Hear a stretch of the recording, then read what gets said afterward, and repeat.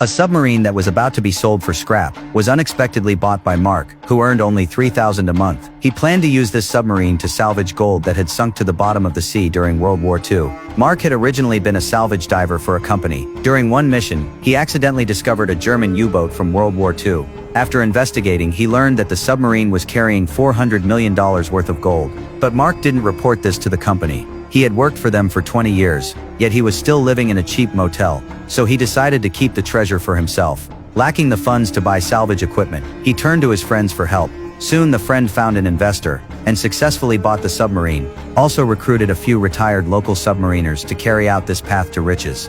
After a brief period of rest and preparation, they started operating the old submarine and set off. But not long into the journey, the instruments inside the submarine suddenly malfunctioned. Everyone hurried to find the problem. At the same time, the submarine began to sink continuously. Soon the crew discovered the issue. The main shaft of the submarine, being too old, had completely failed after running for a while. At this point, the submarine could no longer move. The crew felt they were going to die here, but Mark didn't think so. After analyzing the seafloor map, he realized their current position was already near the German submarine. If they could find the main shaft of that submarine, they could replace it and allow their submarine to keep moving. So a few of them put on diving suits. Soon they were outside the submarine. Then one of them set up equipment beside the submarine, while the others went to search for the German submarine. But they hadn't gone far when they found there was no way forward. A tall seabed rise blocked their path, which meant their last hope was gone. Just as everyone was falling into complete despair, a crew member noticed something odd about the rise. He dug away the seabed sediment and discovered that underneath was the German submarine itself.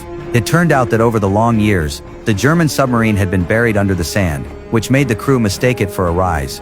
Then two of them quickly entered the submarine. They not only found the main shaft, but also discovered a huge stash of gold.